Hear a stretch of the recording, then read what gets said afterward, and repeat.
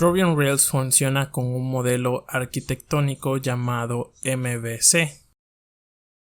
La M significa modelo, la V vista y la C controlador.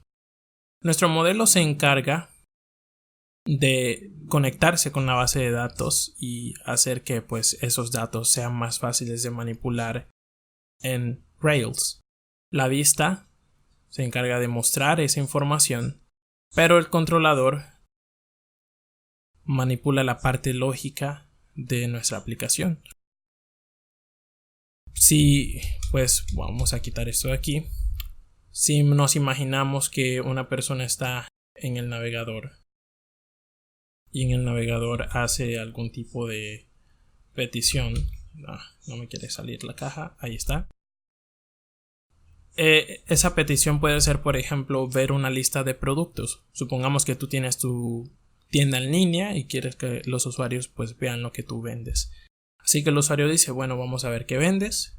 Esa lista de productos está almacenada en la base de datos y para llegar allá, primero se debe pasar por el controlador. El controlador va y busca el modelo. El modelo finalmente se conecta con la base de datos. Y finalmente, la base de datos le devuelve la información al modelo. El modelo se le devuelve al controlador. Y el controlador busca una vista para enviar esos datos. Y la vista finalmente se los envía al navegador. Esto está claro de forma simplificada. Por ejemplo, en nuestras bases de datos tendemos a utilizar SQL para manipularlas. Pero en Ruby on Rails no nos importa mucho qué motor de base de datos estemos utilizando. Puede ser MySQL, Postgres, SQLite. Sea lo que sea, Ruby on Rails tiene algo que se llama en el modelo Active Records.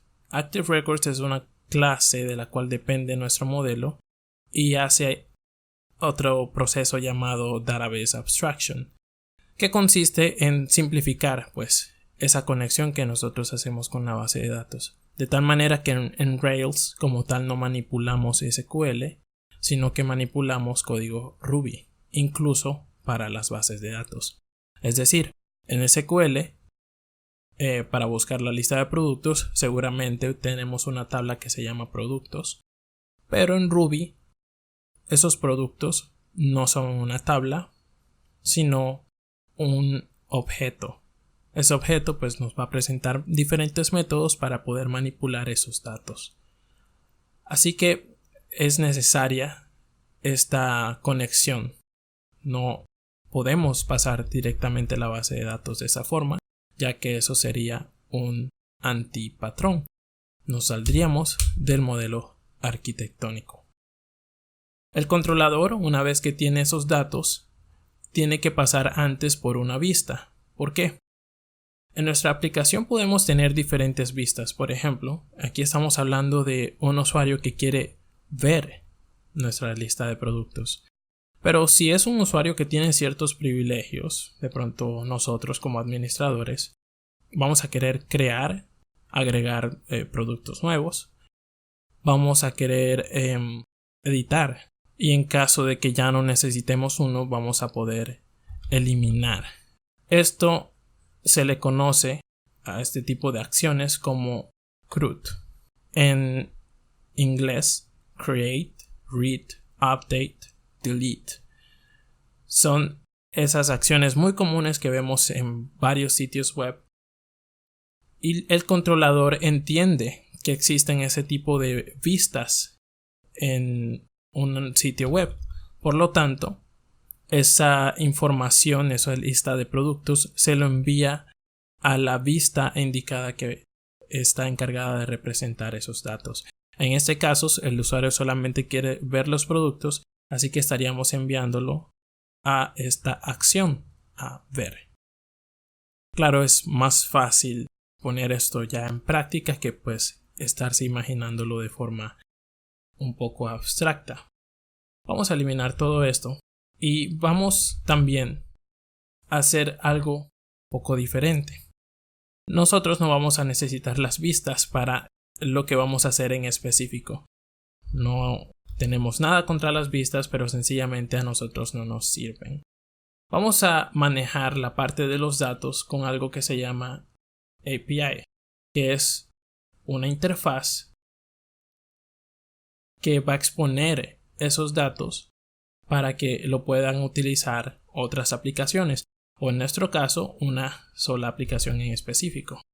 Entonces el controlador le va a mandar los datos, la API va primero a conectarse con nuestra aplicación del lado del cliente, que es pues React, y finalmente React se encarga del resto.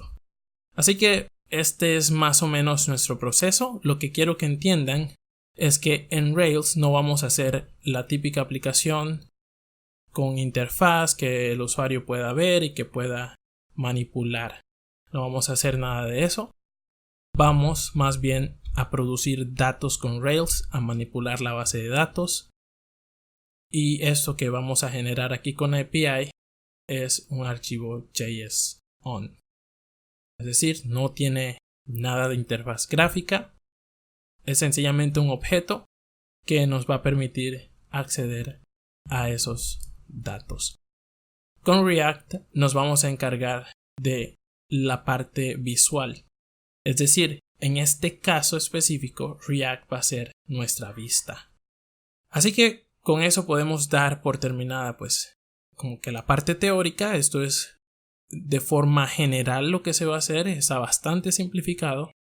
En los próximos videos veremos cómo crear modelos, controladores y conectarlos con la base de datos de Postgres.